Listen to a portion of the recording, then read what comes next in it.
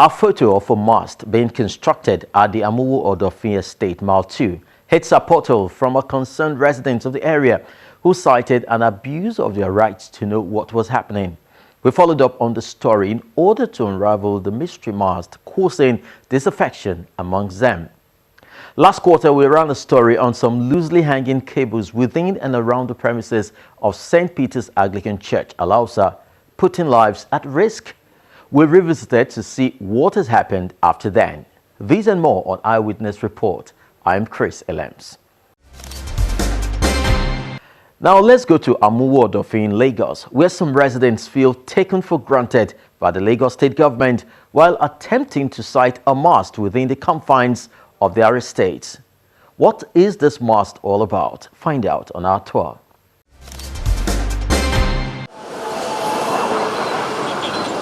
Jakonde Estate in Amuwo Odofin is located around Mile 2 area of Lagos State.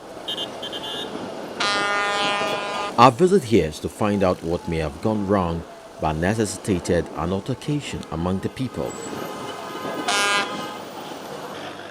Some of the residents have come out to show their displeasure over a project being constructed within the confines of the estate.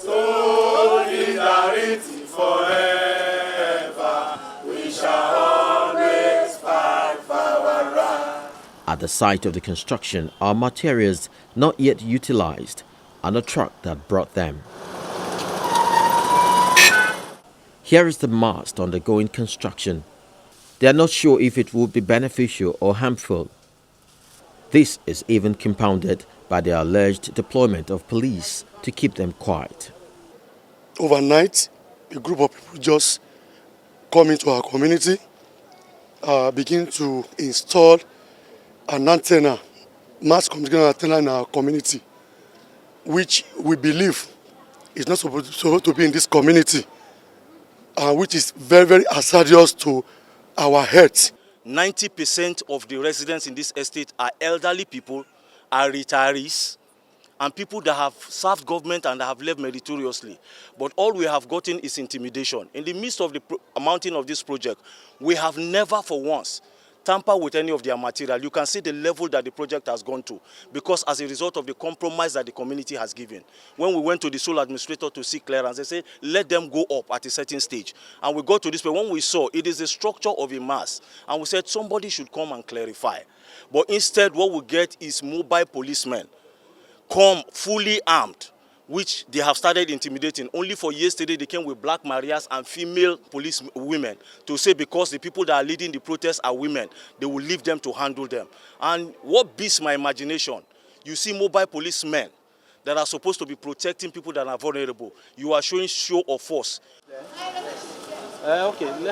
They claim it's not the first time police was coming to harass them, as a previous visit allegedly led to the death of one of their own. They came, they shot to the hair. And we have been nursing an hypertensive patient, a woman, particularly in my own block, an old woman. We have been nursing her for so long, really.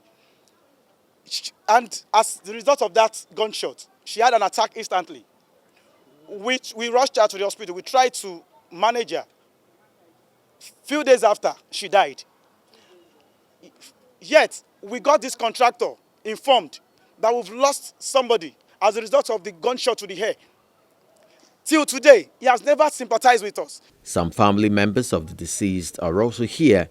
We met with them and let them narrate their experience.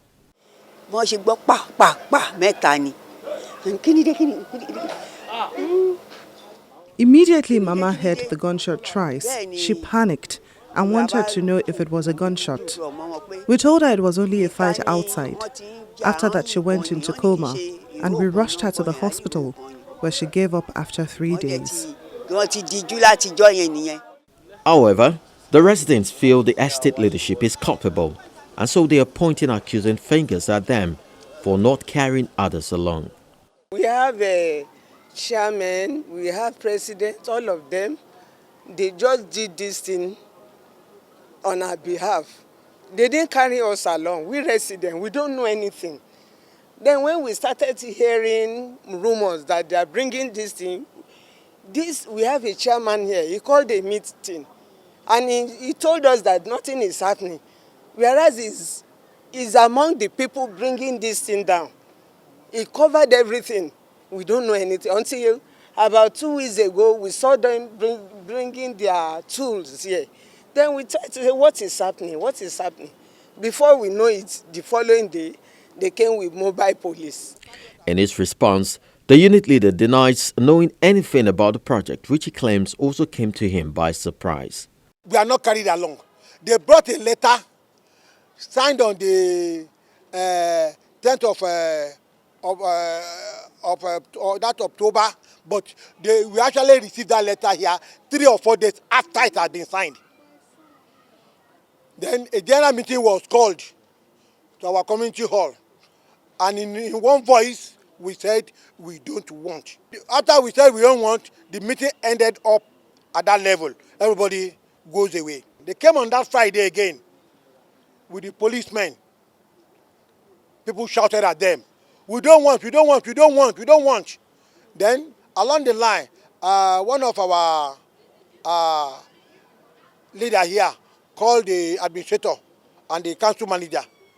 Then administrator and the council manager, I was not around. They said he came and said on Monday we should come to the council. In order to get a clearer picture of what was brewing here, we paid a visit to the local government secretariat to have a chat with the sole administrator. The sole administrator, who declined talking to us on camera, however confirmed that when the state contacted him about erecting the mast, he equally fed the leadership of the estate the necessary information, and that he had brokered a meeting between the residents of the estate and Ibile Broadband, the state agency responsible for putting up the mast.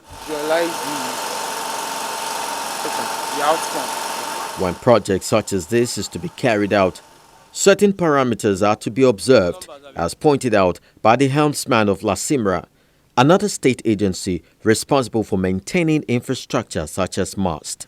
You have to have a permit, and application is made to this agency, and the application has to compulsorily have the following documents attached to it.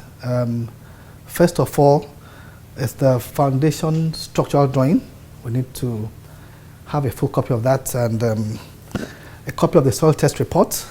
We have to have that as well, because you know Lagos hard ground here, soft ground, and marshy ground there. So we need to have a full soil test report. We need to know the height. Some heights are not permitted, you know, since you are not a broadcasting corporation, so we don't expect it to go high. We expect heights between the range of 35 to 50 meters. Of course, we need to know the perimeter distance, you know. Within the state, you know, we allow 5 meters by 5 meters, but on the outskirts, certainly 10 meters by 10 meters.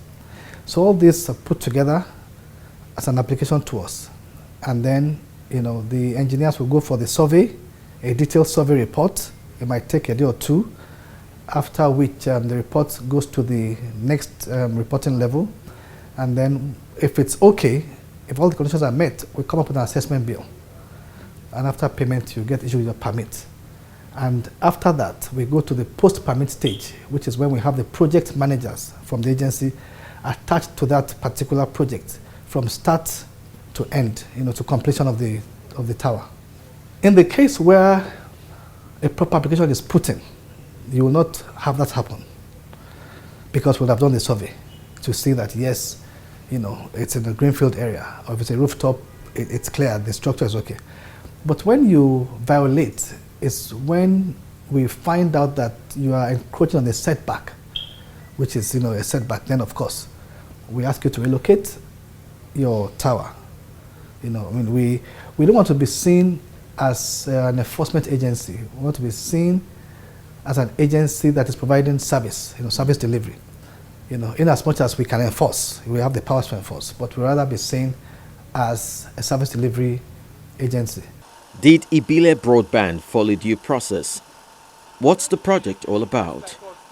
Armed with these questions, we stopped over at the office of the Commissioner for Information and Strategy in Lagos, Steve Ayorinde, who gave insight into what the project was all about.